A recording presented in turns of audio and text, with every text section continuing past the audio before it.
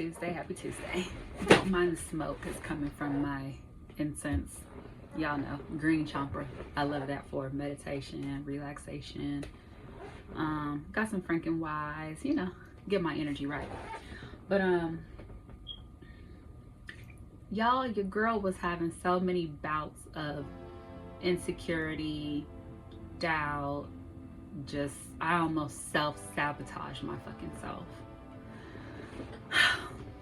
So we're just gonna go ahead and get into it. So I come off very confident in a lot of things. I'm confident when it comes to my parenting. I am confident in shit that I say. However, when it comes to public speaking, although I love to speak and I love to talk and I love to engage and communicate with others, I'm very insecure when it comes to my stuttering, my speech. And what's making it even worse right now, I'm waiting to have a tooth extracted.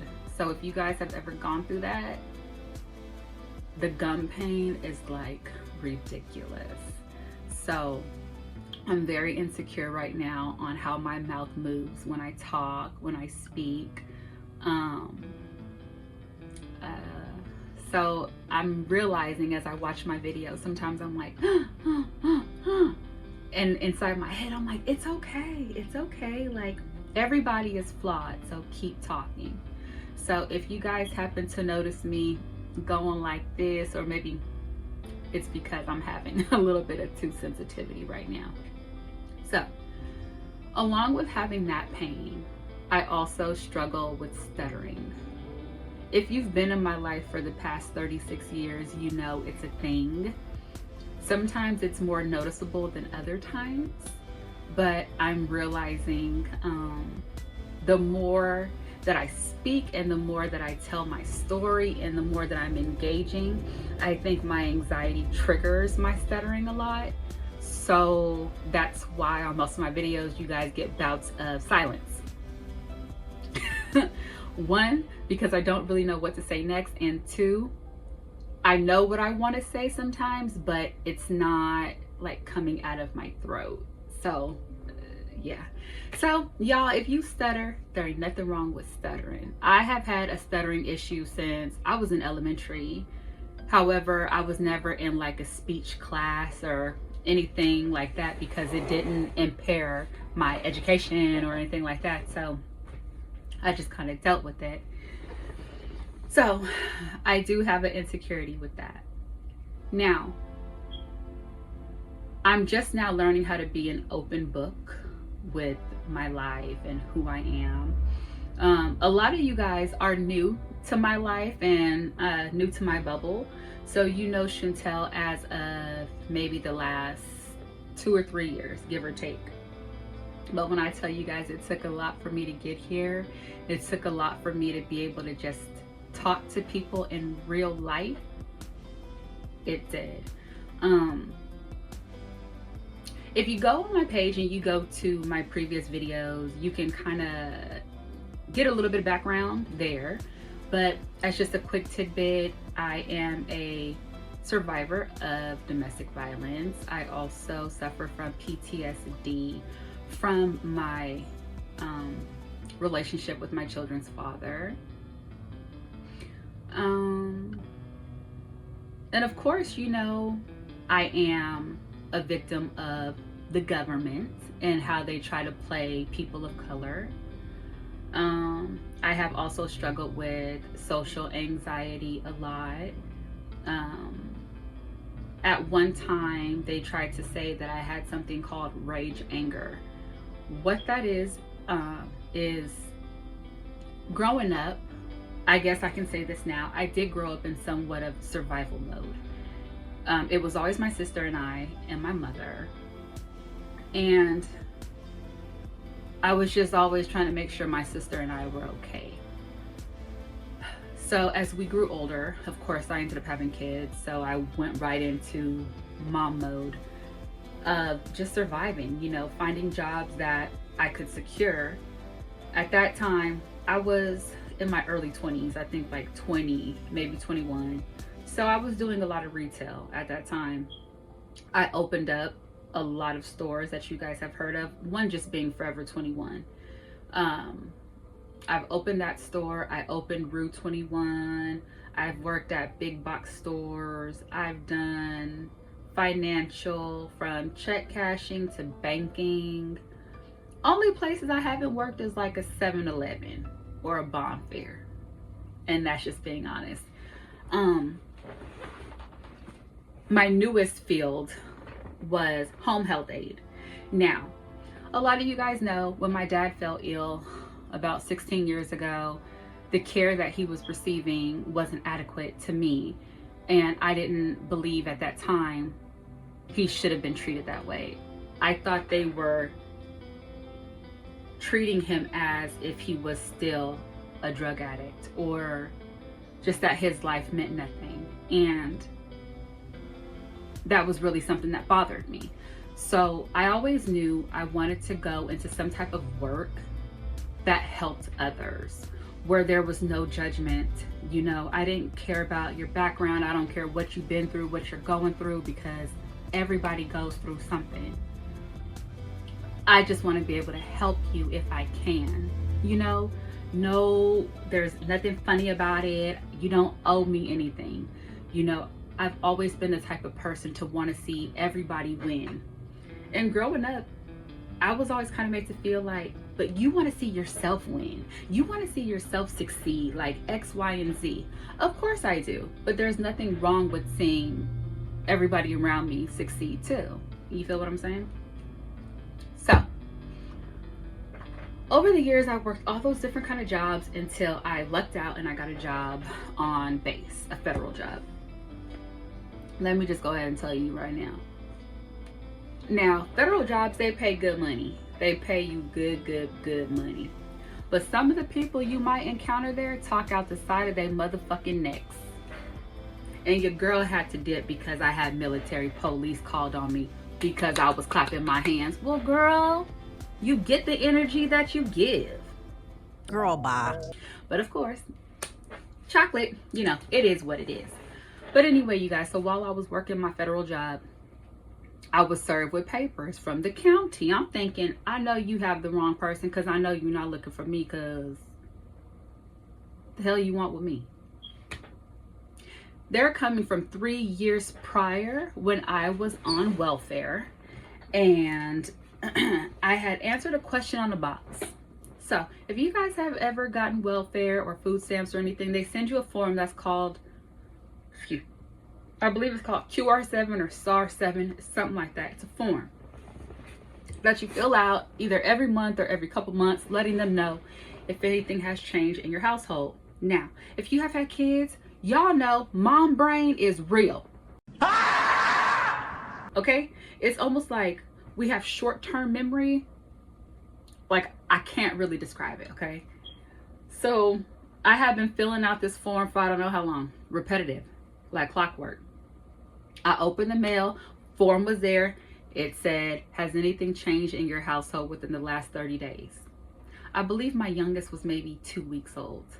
Like 2 weeks old at that time. And I put no. Not thinking I was lying, not doing it purposely, none of that. It was just habit. So I go on like nothing is wrong in life. Bing, bing, bing, bing. Fast forward, I'm getting cards from the county letting them know that a private investigator was looking for me to talk about cash aid that I had received so many years ago. Now they want to take me to court. For what? Literally, for fucking what? So it's fine. Let's do it. Y'all, when I tell you that judge, I think he really got tired of seeing my face, because I was like, Your Honor, I'm not going to plead just because they want me to. What? Like, I made a mistake. Like, you could tell, because I'm bringing all my paperwork. You see I was employed when they came looking for me. You see what job I had. You see what jobs I have. You see where I'm applying.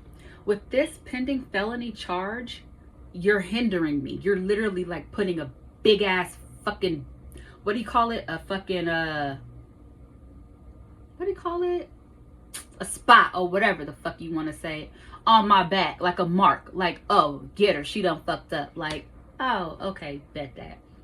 But I had the best public defender because he informed me that I was one of 6 cases in his file, and we were all women of color. So he wasn't gonna let me plead no way. So every 6 weeks we kept going back and forth, back and forth, back and forth.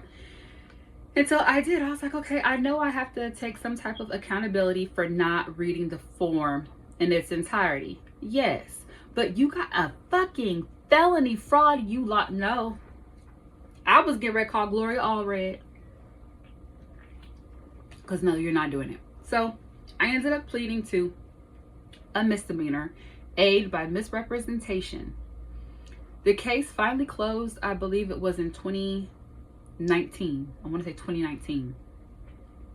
So I was able to get off with my misdemeanor. Aid by misrepresentation is the charge. Better than a fucking felony. And I was also sentenced to 1 day in jail that I never had to do. I literally went down, took my booking photo, and the crazy part is, the lady who took my picture, she said, oh, this is one of the most beautiful mugshots I've ever taken. Thank you.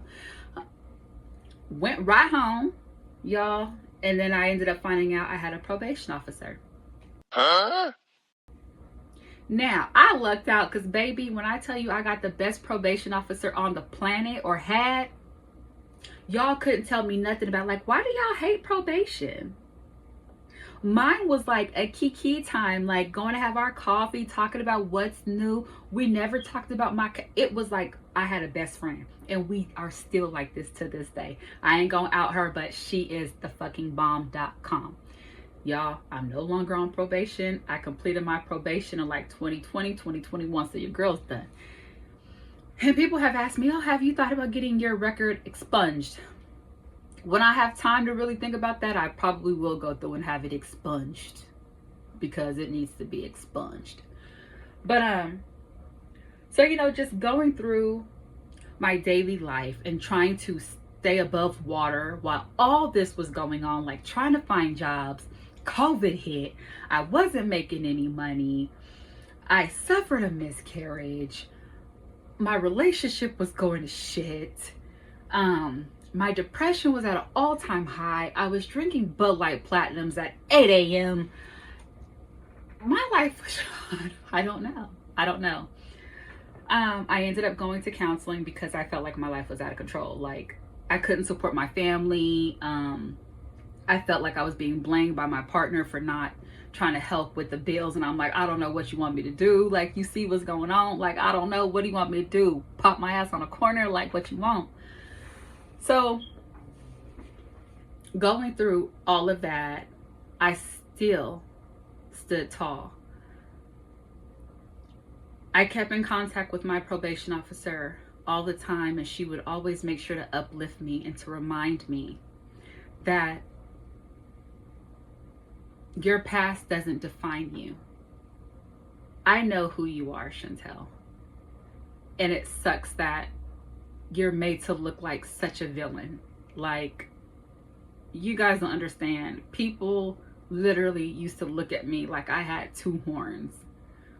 Not saying I didn't do things that deserve me to be viewed in that way, but I was a hurt person. I didn't know I carried so much hurt just from my past into like my present at that time. So I was able to work through all of that. Realizing that I was worthy, that hard times don't last forever.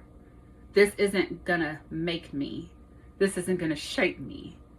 What it's gonna do is make me stronger so that I can add this as another chapter to my story. I kept applying for jobs. One job I actually got, and I was working there for maybe a month, and then on my day off I got a call, and they informed me that my background check had came through and that I was terminated right there over the phone. And y'all, to make it even worse, it was the day before my dad's birthday. So I was like, you gotta be kidding me. So it's like I had secured a job. It wasn't even the best job, but it was a job that gave me a chance. And I had worked this place before. So it's not like I didn't know what to do.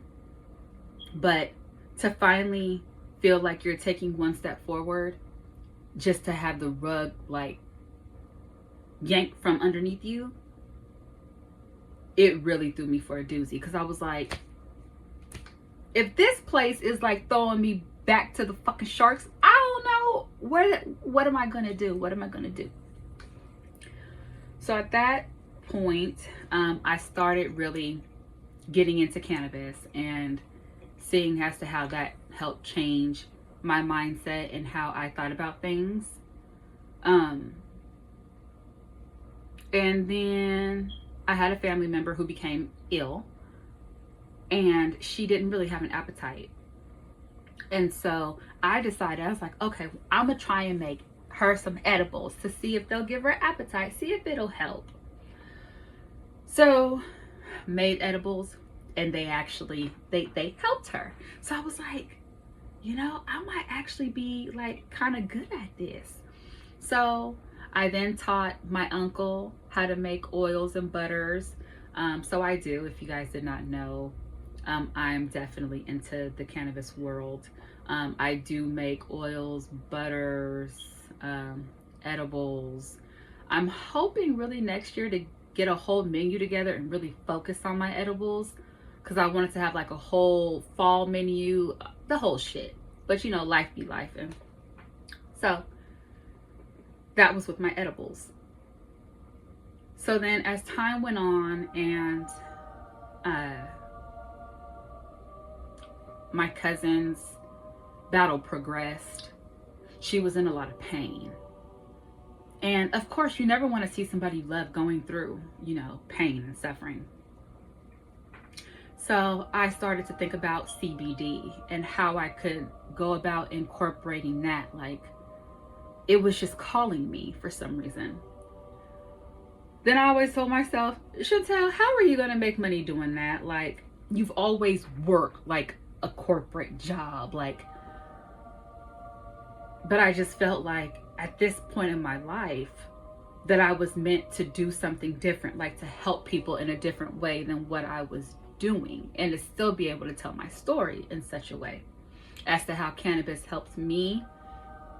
You know, I was just gonna keep riding that wave. So my cousin loved candles, as do I. So what I wanted to do was to make medicated candles. And this part of my company, so you guys know my YouTube that you're here on, is Chantel's Convo Corner.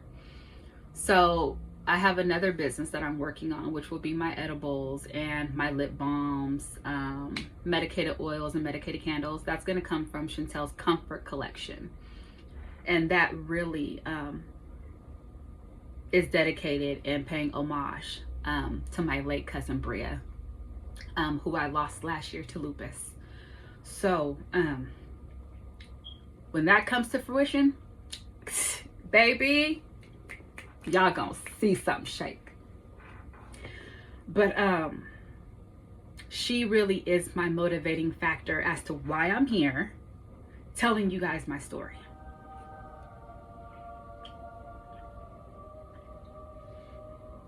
Give me one moment.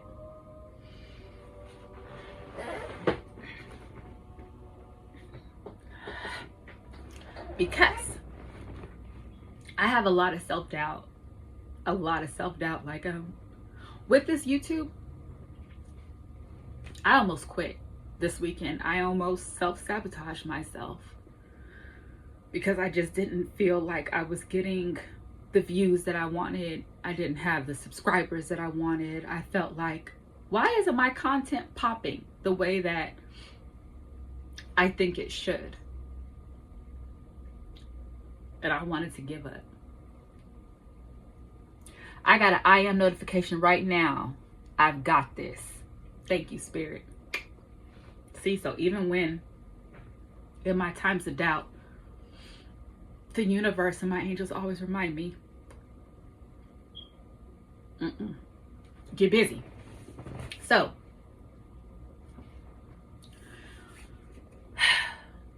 she's my motivating factor, because through all of my ups and downs with life and parenting and just beating myself up, even through all of what she was going through, she always made sure to tell me that I was doing great and that my ideas were special and that I was destined for greatness, and to just not lose sight and to stay a course.